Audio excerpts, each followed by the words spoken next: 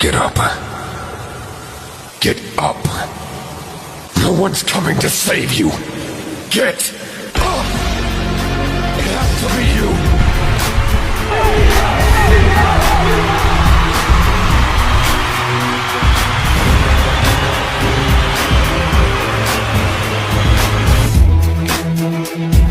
Igihe bamubaza nimba nawe yibona nk'umwami mu muziki w'u Burundi, nijwi rituje yitonze ku nyishu nziza ati Jesse nifata nk'umwami, no nifata nka icon umuziki ndundi, sinifata nk'umwami kuko mvuze ko ndi umwami no bandi ndarengera abandi bita ko ari abantu.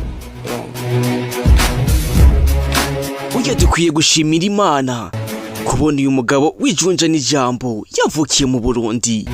Muranibaza ati iyo uyu mugabo ataza gufukira mu Burundi, byukuri umuziki ndundi uba ukiri hehe?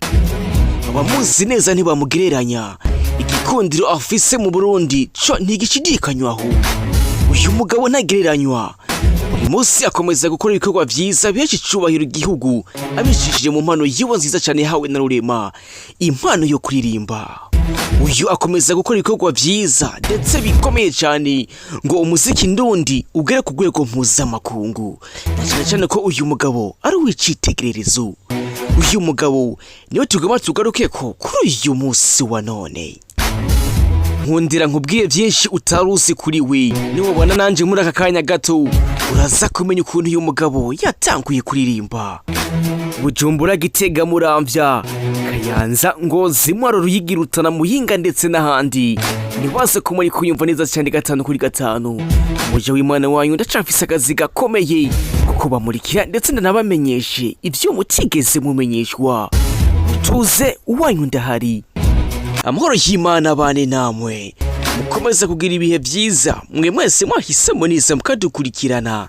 It's animation time. It's your boy, your favorite ABDISH, the king of animation. Iyi ni ABDISH Empire, niyo yabaye bateguriye buri munsi 5 kuri 5. Mwahisemo neza. Ikaze.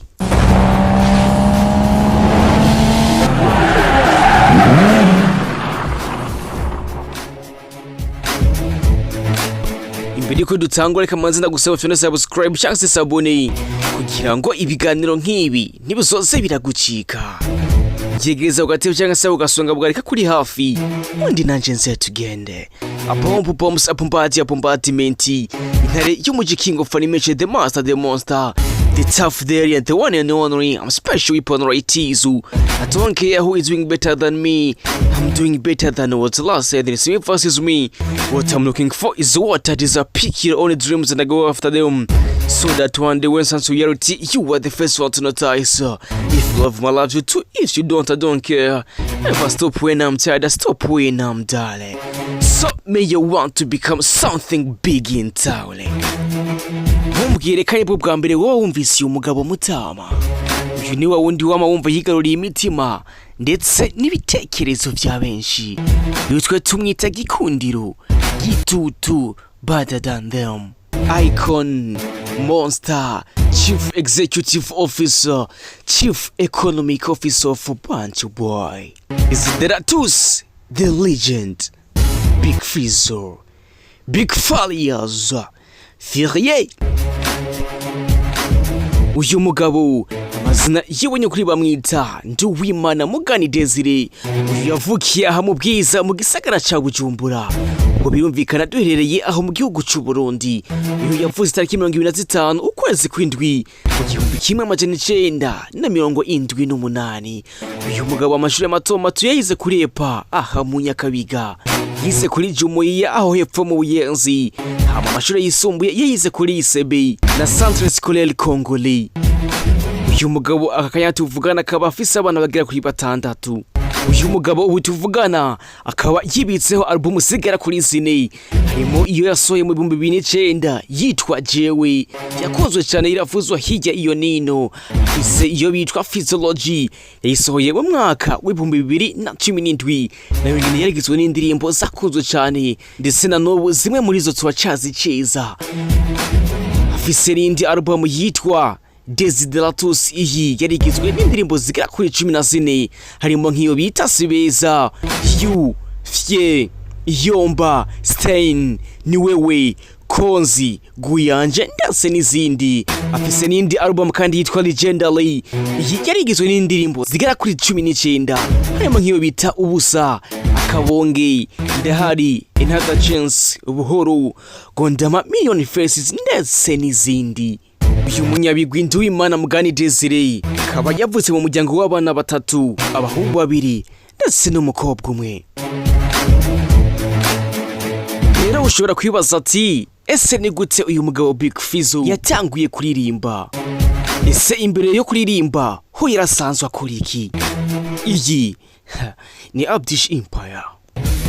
Imbere yuko uyu mugabo atangura kuririmba, uyu yari sanzwe ari umudanse cyangwa se umuvyinnyi muri groupe cyangwa se mu mugwi witwa Full Force. Uyu mugwi wari uyobowe niwo bita Kiyo Juma. Nyuma yaho uyu mugabo Big Fizzo yarakariye groupe y'abahungu bagera kuri 7. Hama uwo mugwi baza kuwitwa The Pop of Rap. Ndetse uwo mugwi wari ukomeye cyane. Ndetse barakunda kwitabira n'amarushanwa menshi cyane agiye atandukanye. Imwe bagatsinda, ikindi gihe bagatsindwa. Ndetse muri ivyo bihe uyu mugabo we yarakunda no gukina urukino rw'umupira w'amaguru. Ndetse muri bino bihe barigeze kumubaza bati ese we iyo utaza kuba umuririmbyi wari kubiki? Uyu mugabo yababwiye yuko iyo ataza kuba umuririmbyi baza ko aka kanya yoba ari umukinyi w'umupira w'amaguru akomeye cyane ndetse aserukira igihugu ciwe mu ntamba mu rugamba. Mu 1995 niho baje hamwe ari abasore bakomakomeye muri biriya bihe, harimo nk'uwo bitwa CMG, PepG, SNG, Saleji ndetse n'abandi. Hama baza kubaka umugwi wari ukomeye cyane muri biriya bihe, wavugishije abantu benshi cyane bagiye batandukanye. Baza kubaka umugwi witwa Nigga Soul. Aba basore bakoze indirimbo zakuzwe cyane, harimo nk'iyo bitwa Amahera ndetse n'izindi. Ndetse aba basore bivugwa ko ari bo basore batangwe kuzana umudiho wa rap ngaha iwacu mu Burundi. Mu 1998 niho aba basore baza guhura na Kidumu. Kidumu yari yaje ngaha iwacu mu Burundi kwamamaza album yiwe yari yitwa Yaramenje. Kubera ko aba basore bari bamaze gukora ibikorwa bikomeye ngaho iwacu mu Burundi, uyu Kidumu kandi nawe akaba yari sanzwe akurikirana umuziki wo ngaho iwacu mu Burundi, byanga byakunda aba basore nabo nyene yarabazi.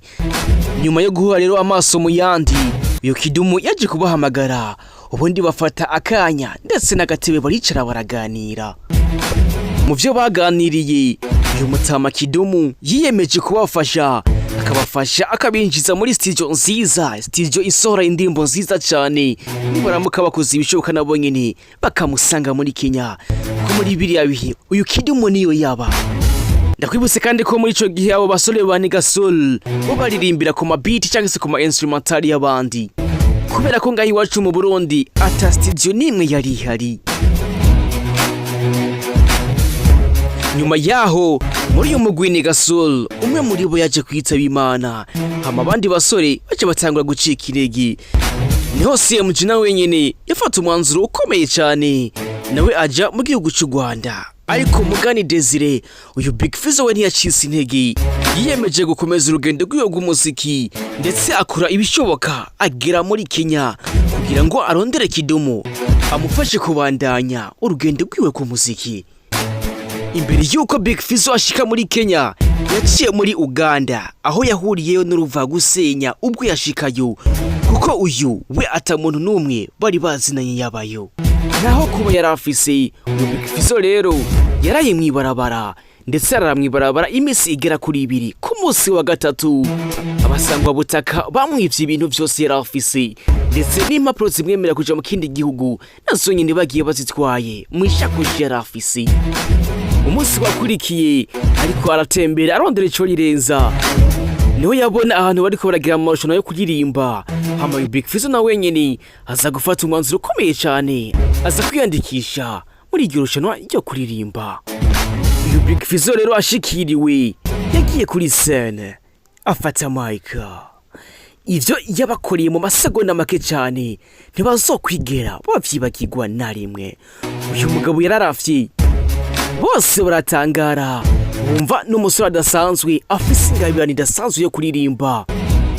bamwe bariko baramwumviriza ariko ararapa bumva umengo ni 50 Cent, abandi bakumva mengo ni Eminem, abandi bakumva mengo ni Lil Wayne. Uyu Big Fizzo rero yatsindiye amahera menshi kuri uwo munsi, ndetse na Big Fizzo ubwiwe avuga ati uwo munsi nazokwigera awibagirwa mu buzima bwiwe. Hama ku munsi wa kabiri uyu Big Fizzo yasubiyeyo hahantu, niho rero yaca ahurirayo na Jose Chameleone. Bwari bubaye inshuro ya kabiri aba bahuye, kuko uyu Jose Chameleone yari yarigeze kuza mu Burundi, ndetse ico gihe aza mu Burundi bari barigeze guhura n'uyu mugabo Big Fizzo. Nyuma yo guhura rero ku nshuro ya kabiri bahuriye mu gihugu ca Uganda, baje gufata agatebe ubundi baricara baraganira. Nyuma yaho uyu Jose Chameleone yafashe Big Fizzo amutwara muhiri wiwe. Bariko baraganira rero bari muhira, uyu Jose Chameleone yabwiye Big Fizzo ko agomba kuja muri Kenya. Uyu Big Fizzo akataye mu gutwi ati nanje buya nuko mutama. Ariko rero uyu mugabo Big Fizzo ikibazo yari afise ivyangombwa vyiwe, wibuke yuko bari barabimwivye. Uyu Jose Chameleone yamubwiye ati I got an idea, wetuza jamfise igitekerezo. Niho rero baje guhimba ivyangombwa vya fake. Uyu Big Fizzo bamuhindura ndetse n'amazina, baza kumwita izina rya mukuru wa Jose Chameleone. Big Fizzo bamwita David Mayanja. Big Fizzo na Jose Chameleone bafata inzira berekera Nairobi muri Kenya. Bamaze gushika muri Kenya, utibaze ngo vyaraboroheye. Hoya mutama, ahantu Jose Chameleone yari gushikira, umugabo basanze atari hari, ndetse baramurondera ku telefone baramubura. Big Fizzo kandi wibuke yuko utuntu twose yari afise bari baratumwivye, n'agatelefone kandi yari afise nako nyene bari bagiye bagatwaye basanga ubutaka bo mu gihugu ca Uganda. Ese rero ni gute uyu Big Fizzo yaje guhura na Kidumu? Mbega Jose Chameleone we vyahereye hehe? Hari umugani bavuga mu Kirundi bati ivuka gimbwa rimanuka rihiye. Hari n'undi bavuga bati ntugatange Imana kwihebura. Aba bagabo rero ko ari babiri, nyuma yo kubona yuko abantu baje kurondera bababuzi, baje gufata umwanzuro ukomeye cyane, baza kugenda mu kabari kari ngaho hafi, bagenda kuba barateramiyeyo. Ako kanya mu minota mike cyane, sinzi ukuntu uyu Big Fizzo yahindukiye gutya, aza abona Mzee Kipara, Mzee Kidumu inyuma yiwe. Aravuga bati ibi bintu ntibishoboka. Uyu Big Fizzo akamwemeka wa kenshi, umunezero uba mwinshi, aza kubona Mutama Kidumu atiriwe arigora cyane.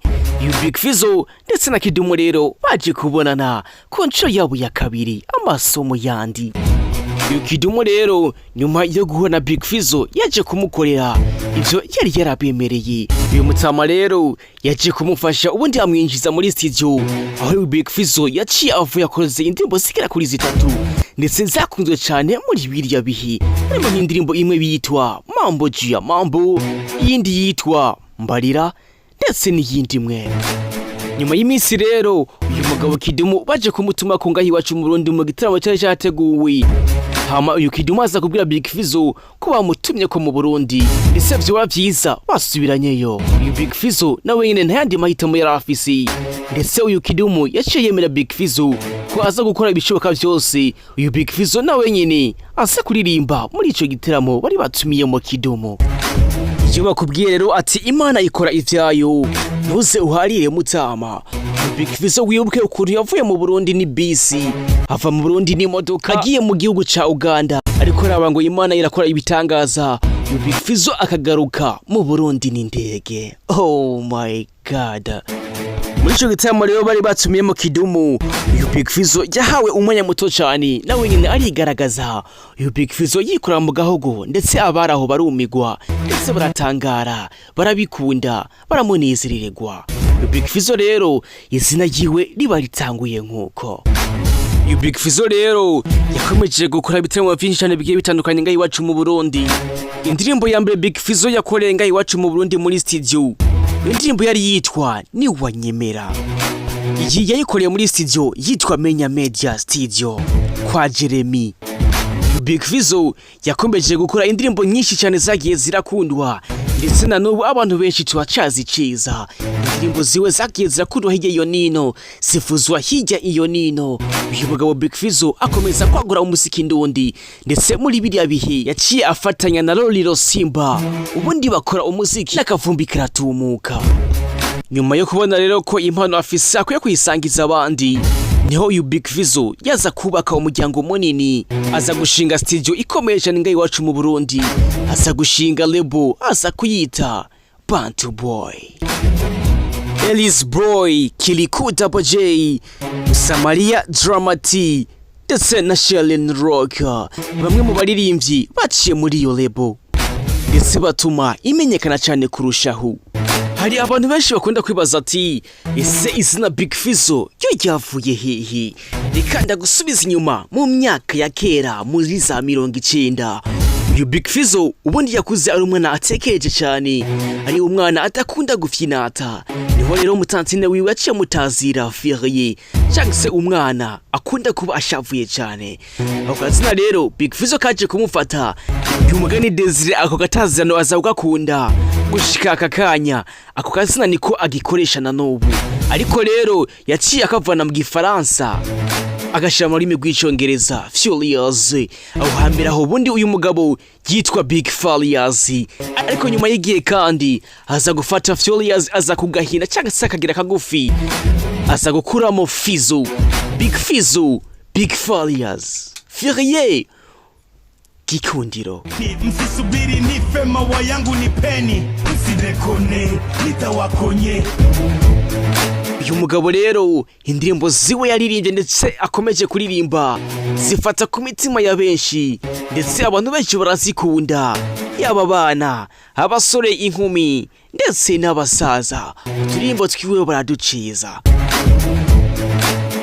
Uyu mugabo rero muri byinshi yakoze, ibi nivyo twabonye twe twobabwira kuko nyene ari byo biri hafi, ariko bitavuze ko ibi tuvuze ari byo yakoze gusa. Uyu mugabo yakoze ibintu byinshi, ndetse twokwicara bugaca ndetse bukongera bukira. Ndakwibutse ko ikiganiro ari animation time, naho jewe ndi ABDISH, the king of animation. Ariko buretse gato mutama nari nibagiwe kano kantu. Akanya tuvugana uyu mugabo Big Fizzo afise umugore w'igikundiro, ndetse akaba ari nawe amuhagarariye cyane mu bikorwa vyiwe, niwe manager wiwe. Umugore wiwe yitwa Kimana Editestine, ndetse uyu bamaze kuvyana umwana umwe w'umukobwa, umwana bamwise Edene. Reka rero tuze dusubire mu kindi kiganiro kizokurikira kino, ariko ndagusaba nimba utarafuna subscribe, nimba utarafuna ahantu handitse sabone wafyonde, kugira ngo ibiganiro nk'ibi, amateka nkaya ntazozara gucika. Tuzi neza ko ari byinshi utazi, tuzi neza ko ari byinshi utabwiwe, niyo mpamvu twe duhari kugira ngo tubikubwire. So na subscribe, ibindi ubiturekere. Ndetse nawe kandi nimba hari umuntu wifuza ko twokubwira amateka yiwe, nimba hari ikintu wifuza ko twovuga ko, urahawe ikaze muri commentaire. Nimba hari akantu kandi wari usanzwe uzi kuri Big Fizzo tutavuze, naho nyene kandi urahawe ikaze muri commentaire. Utibagira gufyonda like, utibagira gupartager kino kiganiro kugira ngo na mugenzi wawe amenye ivyo atarazi.